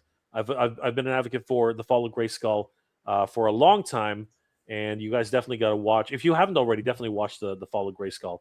You got to sneak Castle Grayskull, man, in one of your issues, Josh. You sneak that in. Yeah, that is something we need. Hopefully, they'll make a Castle Grayskull, man. I think that he's well overdue. We definitely got to get one of those in there. But yeah, guys, you got to meet Daniel Benedict and watch the short film, The Fall of Grayskull. And of course, we need to help him get his movie made. That is very important. And I'll be talking about that in another live stream. We'll get Daniel back here sometime so that he can talk to us once again about his wonderful project for The Fall of Grayskull. Grand 460, I'm actually concerned with the 4-foot Metroplex import. Yeah, dude, that's going to be nuts. I don't know how that's going to work. That thing is like, you got to get that in like 4 pieces or something. It's insane. Peter, what She-Ra figure under my bed? Cora, however, I cannot pronounce that. Heck Edine Coin? Jeez Louise, can anybody pronounce that? Who produced the German audio drama is still alive. Okay. My apologies for mispronouncing the name because I'm terrible at that. But it's good to know that the German Motu community is still has many of its key players still around. That's awesome to find out. Josh M, mini comics with the action figures was a great idea. Honestly, Mattel was ahead of its time, man. They knew what they were doing. Totally. Well, the thing is, being into really quick. I think this would be a fun thing to talk about really quick. Is the mini comics? Yeah, a lot of it really started with Motu, but a bunch of different lines aped it or copied. And I wish more lines did try to copy it, because I think it's just kind of a cool thing that toys came with back in the 80s. You had things, Dino Riders came with toys, with comics, Sectars came with mini comics, Superpowers, Mask, Atari Force. Mm-hmm. Yeah, I think Mask. So I wish that I wish that. I think it's just such a lost opportunity for a lot of toy lines, quite frankly, to build out their universe cheap, or even writing on the back packaging or having additional copy. I wish they did it more, because it's just a lost opportunity to further build and engage people with it, you know, to give them story, you know. So anyway, that's my rant on that. No, absolutely. And you know what, it sort of started with Master Universe, you know what I mean? Because but prior to that, I think you had to actually buy the DC or Marvel comics in order to actually catch up with the lore. So it was great to see those mini comics included. Cora, there are interviews with H.G. Francis, but they're all in German. It always makes it more. That's okay. Maybe I can find them on YouTube, or I can use Google Lens or something like that. But even on YouTube, there's a translation. There's a translation button, right? So some of the Planeturnia reviews, for better or for worse, but usually better, I'll listen to the reviews of the minis and stuff and see what they're thinking in German. It's just always very interesting. Awesome. Ted is awesome. Ted is awesome. Yes, Attorney of Royalty. Mike, Ted is incredible. I missed meeting him at San Diego Comic-Con. I really am kicking myself for not being. He's around. He's in the community. He's around. I would love to meet Ted. You know what? I love his overall vision. I love everything that he's all about.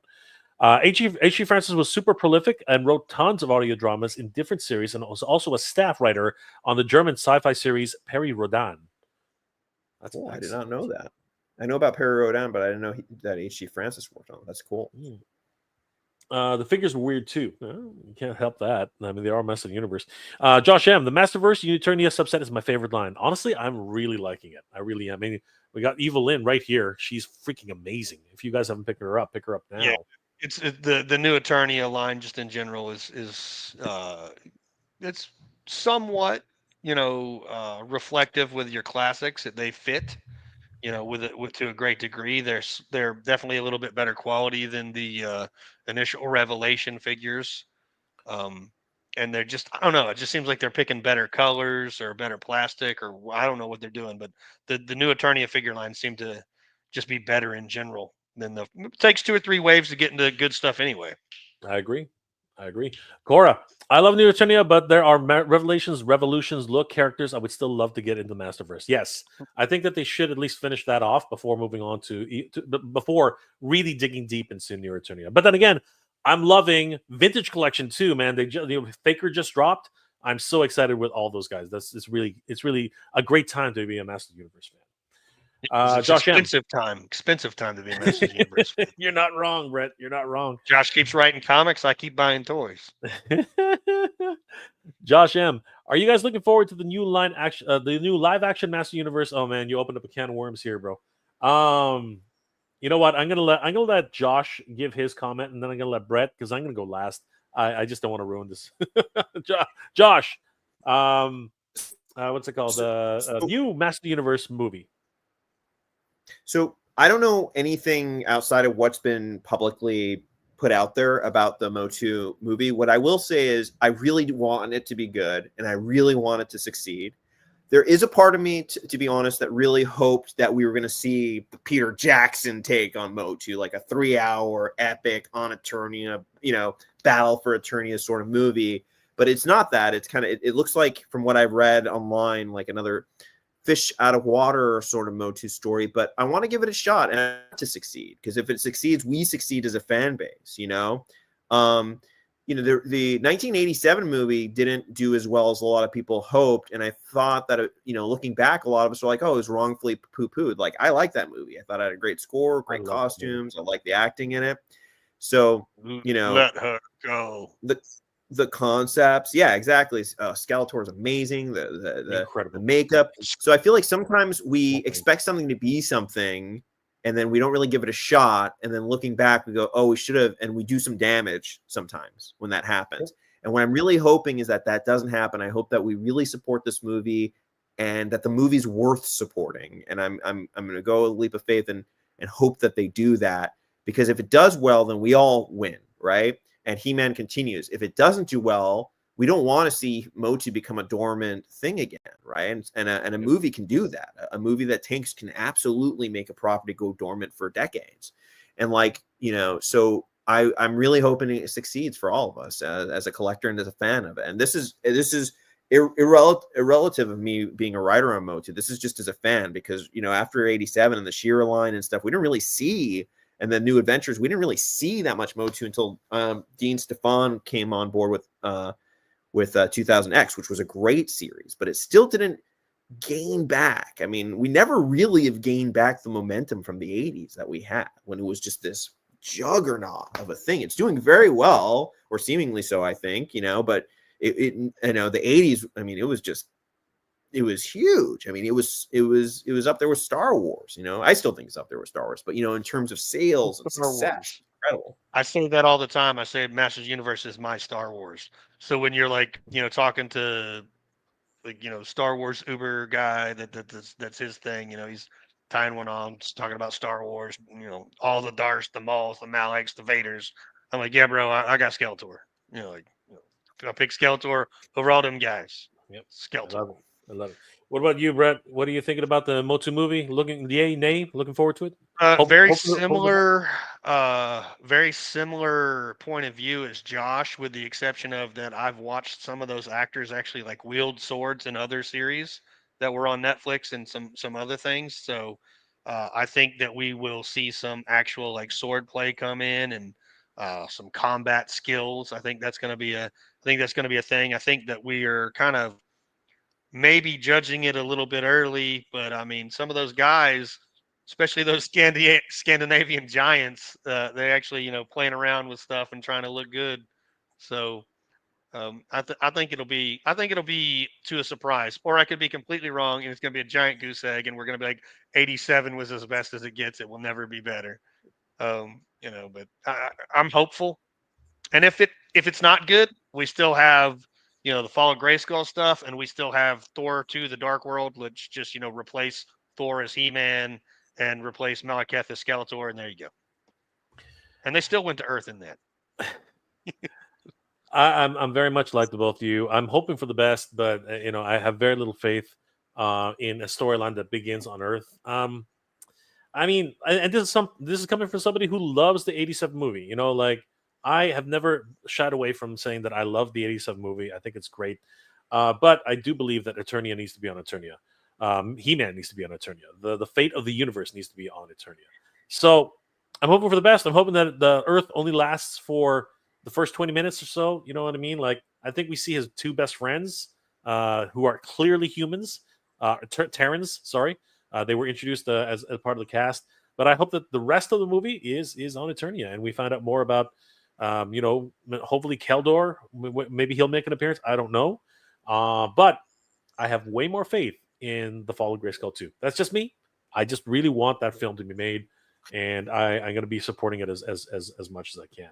You guys think we're being trolled at all by some of the shots that they're showing, like some of the scenes they're showing? I think we're getting trolled just a little bit. So I would like to point out that it's really convenient that we saw that they leaked out images on the set, right? And those people were invited on the set. They're not usually when you get leaked photos, they're from across the street or up on a building, like 30 feet up. They're so blurry you can't see anything. Those people were invited there. I have a feeling that the pink shirt Adam was an intentional leak, and I think Brett, you're right. We probably were being trolled at some level on that because he even did the hey ya laugh. You know what I mean? So that to me is just it's really, really convenient. It's just really, really a little too convenient. Yeah, I think that's a far Game of Thrones on us, right? It's going to go like, it's going to get real dark. It's going to be 13th Warrior up in here. We'll see. We'll see if the Red Wedding happens. We will definitely be seeing that one. All right, and Mythic Dolphin says, I hope the movie will be good. I do too. I really do. Still want an update of the Crystal Castle. I have a video coming up about that. I think it's going to be really fun.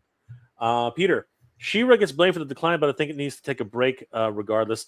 You know what? The rights situation with She-Ra is so muddled. So who knows? Who knows what's going on? I think he means in 80, 88.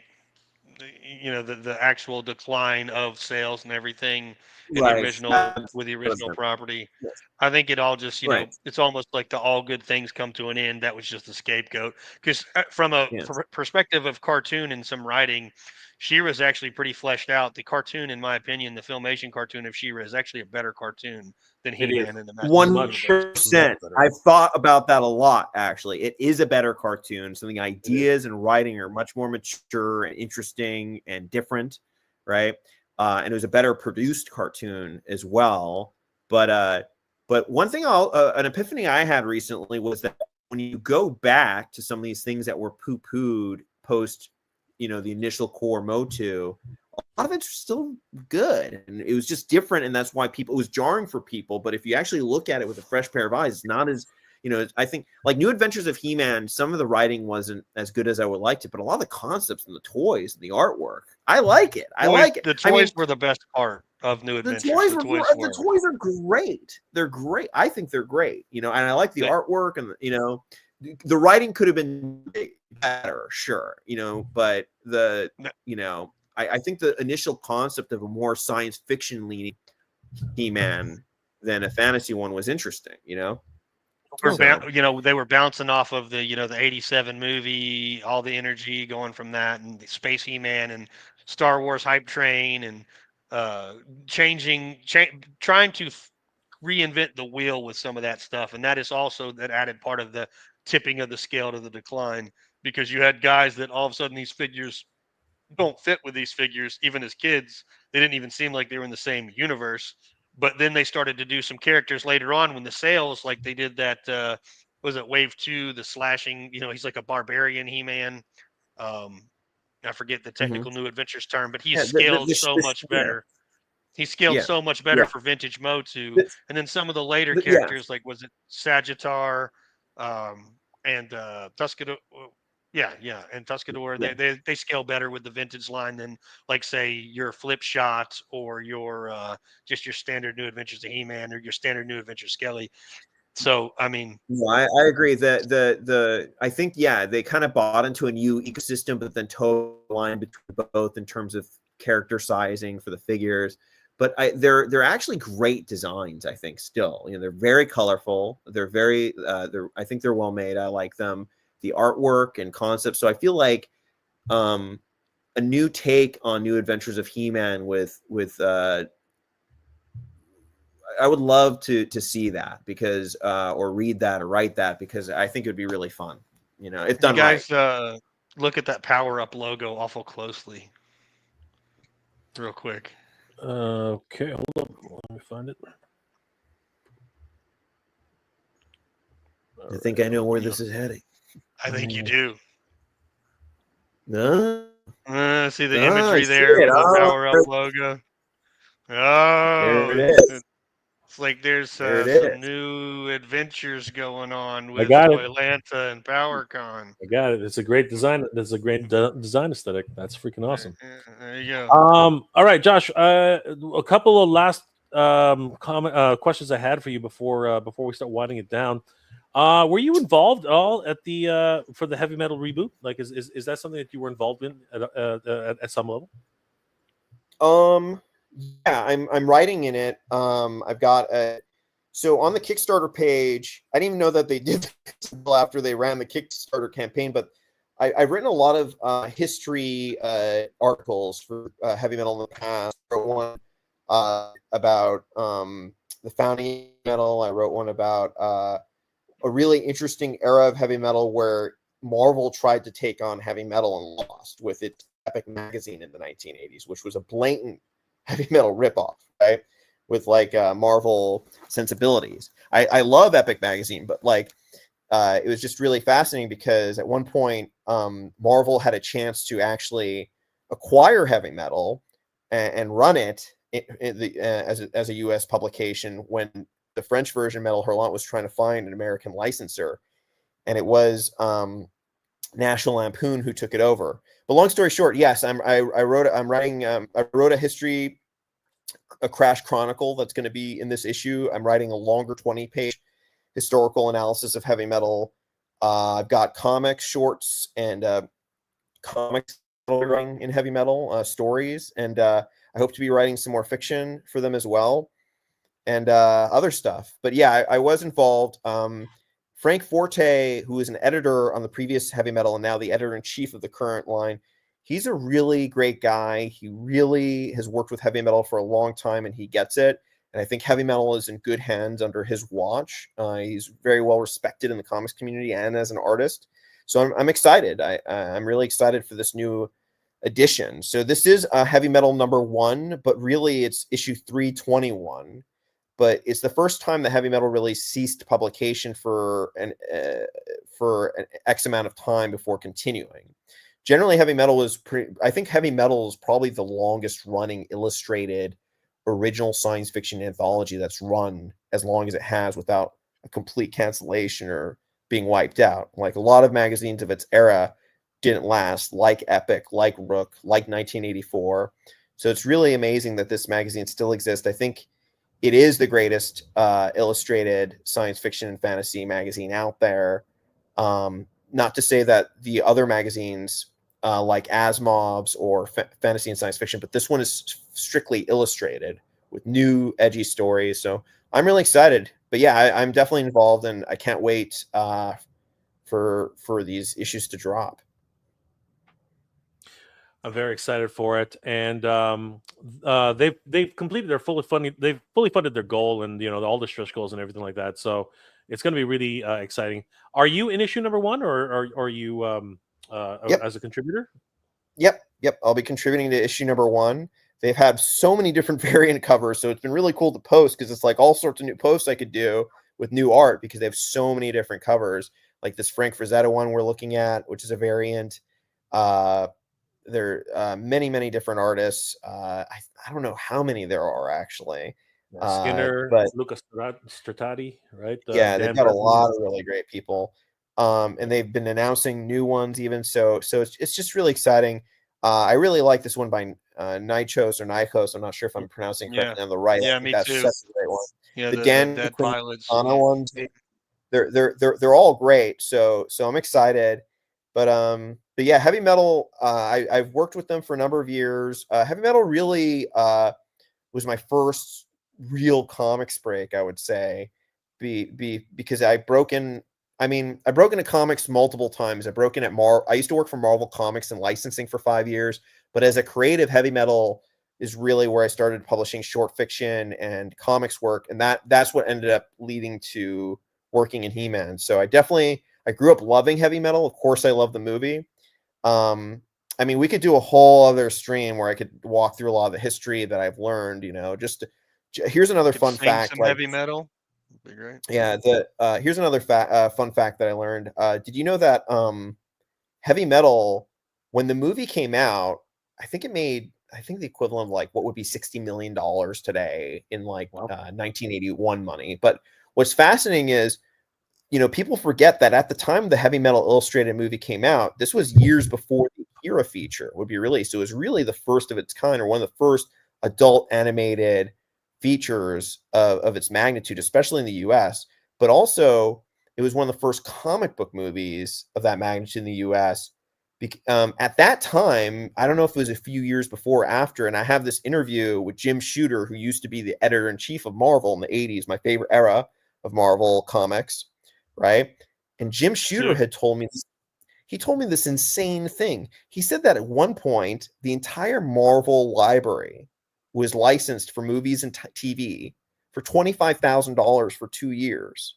So can you imagine that like the late 70s, early 80s, you could license the entire Marvel Cinematic Universe for $25K for 2 years, for $12K a year? That's insane. So it just shows you a lot of that. Yeah. It shows you how the tables in history can really turn with these sorts of things. You know, Absolutely. You can't get 5 minutes of time for $25,000 in a Marvel movie now. Not anymore. No, yeah. Well, it's so not funny even a when good Marvel, cameo. I don't know who it was that it sold to, but when Marvel sold, I think for the first time out from when Martin Goodman sold it, when Jack Kirby heard the price of what it was sold for, and I'm not sure what that number was, he had lamented. He goes, "That's what Ant-Man is worth." Like, it was so little money to Jack Kirby of what all of it got sold for, right? But what's ironic was it wasn't even worth what Ant-Man was worth, because I think Ant-Man's like made over $1 billion plus in the box office over the years, right, with sequels. So it's just kind of crazy. You just never know where these things can go. But I'm really hopeful for heavy metal. I think that under Frank, we've got really good leadership, editorially speaking.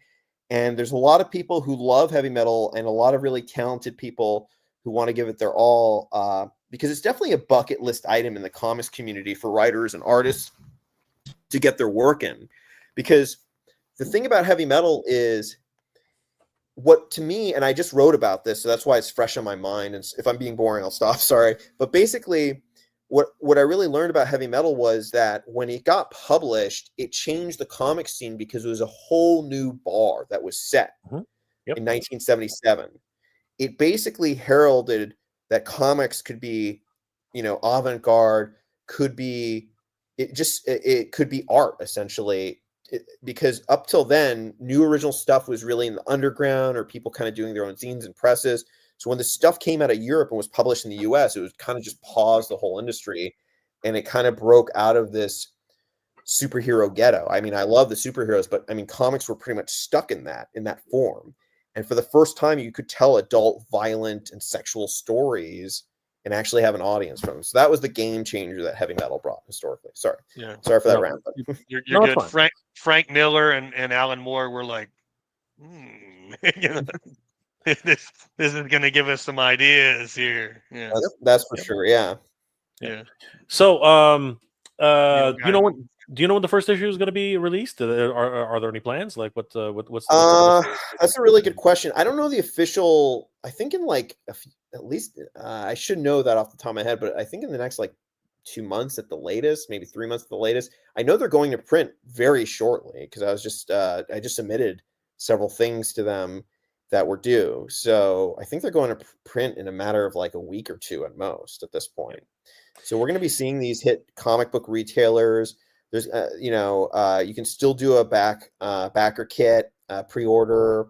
You can still get them. So definitely, if there's a cover you really like, I would, especially if it's one of the rarer or not like forward-facing ones, I would definitely try to get one of those covers soon, because once those are out, I think those are out. And same thing even with, I think also, if you go to conventions and you see heavy metals laying around, right now they're underpriced, I think, because heavy metal's been kind of out of the people's minds lately. So I would say, since people aren't paying attention, it's a great time to buy heavy metal. It's a great time to buy pulp science fiction right now in general. The stuff could end up going up. So if you see it for cheap and you like it, definitely get it. Absolutely. It's been a great time hanging out with you guys. I did have one little thing I wanted to show you, Josh, and of course Brett has already seen a few of these. But myself, I'm going to be at ToyLanta as well, and along with my good friend Danny Green, we're going to be sharing a table with From the Realm, and it's going to be a great time. So you guys definitely got to come and take a look. You guys come visit us. We'd love to see you guys. I'm going to be hanging out with Josh Guy as well, so it's going to be a lot of fun. Of course, I'm going to be hanging out with Brett, who's not actually going to be able to hang out because he's going to be running around like a chicken with his head cut off. But we're going to try and catch him one day, and we're totally going to catch him. We're going to catch him. We're going to fry him. But that's right. I can't wait to hang out. I cannot wait to hang out with you guys at ToyLanta. Really quick, I want to do a shameless plug because I have like 12 more followers before I hit 1,000. Guys, please follow me on Instagram if you don't already at Joshua Skyrider. And while I've got you guys, Brett and Mega J, dude, guys, thanks so much for having me. I can't wait to hang with you guys. It's going to be awesome. It's going to be great. And thank you for being here tonight, Josh. It's been great hanging out with you tonight. Wanted to chew your ear off here because you are the comic book master right now, at least in writing. And I wanted to show you a little bit of a tidbit, which we are going to be showcasing at ToyLanta, and we're going to be bringing some exclusive stuff, which I'm leading up to. Okay, I know Brett wants me to spill the beans, but I'm leading up to it. But Danny and I are actually working on a comic book of our own. So we're definitely going to chew your ear off, Josh, because I would love to get your input. It's going to be a luchador epic. And I know that doesn't sound like an epic, but it's going to be a lot of fun. It's going to span a lot more things than just the wrestling ring. There's going to be a lot of let's say underground secrets that are going to happen to all the characters. But we're in development right now. We're having a lot of fun putting a lot of this together, and it's our hope that we can really bring this to ToyLanta and get a big splash, because we really want to bring El Dragoon to the world. And I want to get everybody's input on this. I want to find out what you guys think. Are you a wrestling fan, Josh, or like I know Brett's not a wrestling fan. I think he doesn't care, but I enjoy wrestling. I'm not versed in wrestling, unfortunately, but I do enjoy watching it. Well, I would definitely love to find out your insights on what you think about our story. Even if you're not a big wrestling fan, I think there's a lot to enjoy here. It's a growing up story. It's a story about loss. It's a story about someone who literally loses everything in the blink of an eye at the height of his popularity, only to find out that nothing truly goes away, and that he has to come back and reinvent himself in order to reclaim some of the things which he's lost: people, friends, family. But obstructing him were, of course, the forces that helped to bring about his ruin. But at the same time, it's just one of these feel-good stories that Danny and I, and actually this came out of Danny's dreams, believe it or not. Wow. So it's an interesting idea here, and we're very, very excited to be bringing this to ToyLanta for its debut. And we're going to be very excited to actually have a couple of exclusive items that can only be purchased at ToyLanta while it's there. So I'm giving a little bit more of a taste to everybody who's here tonight. Thank you guys for joining us. You're here to hear. Danny Green and myself are going to be starting a comic with our good friends Gilly Writes Comics and Sebastian Nevas from Uruguay. I got that right this time. Those guys are really working hard, and we're going to have something ready for you guys to see at the show. So if you want to learn more about El Dragoon, you have to be at ToyLanta 2025, and of course PowerCon 2025. It's going to be a lot of fun. No, it looks really cool. It looks really cool, man. It looks really cool. Honestly, the Miracle Comics is birthing a comic book because it takes so much love and effort. It's not an easy thing at all, but it is really fun to do. So I'm always in awe of anyone who does it. And honestly, the indie stuff is where the most cutting edge ideas are really coming out, because that's where you can be most experimental. So that's really awesome, Mega J. I'm excited to learn more about him. Well, we're going to learn more about it at the show. Guys, thank you again for joining me tonight. Really quick, Brett, take it away, brother. Let's what can we expect? Tickets, everything, location. Let's start with location. Go for it. It's Gas South Convention Center, Duluth, Georgia, 6400 Sugarloaf Parkway. March 28th to the 30th. Tickets are going fast. The ones you want, of course, are going to be the VIP tickets, as well as the ToyLanta Power Up VIP and the ATL 25 VIP ticket. The ATL 25 is only available at ToyLanta, so you got to be there. You have to purchase them there. Limited quantities available, so don't sleep on this, guys. There's not much time, and if you miss out on ATL 25, it's gone. How much is ATL 25 at the convention, Brett? $50, and there will be a limit per day. So there'll be a restriction, so he doesn't sell out to the same couple hundred guys flipping them. All those scalpers, they're going to be there. So guys, definitely pick up your tickets right now so you don't miss out on ATL 25. He's a great figure, and of course, he is only available. The Four Horsemen are not reissuing him. This is a ToyLanta exclusive, and of course, we have. They will have their own release in about 6-8 months of the standard builder. It will be different. Yeah, but this ToyLanta one's cool, guys. Yeah, the ToyLanta one's different. It's got extra bits, Riot Baton, Shield, different Xeno head, things like that. Yeah, but this version here is specific only to ToyLanta. So if you guys want it, you got to get it. We got Paige Turkle coming, Ernie Reyes Jr. of the Teenage Mutant Ninja Turtles. We got Steve Cardenas, who was the Red Ranger and Blue Ranger. Sergeant Slaughter, of course, living legend for both G.I. Joe and WWE.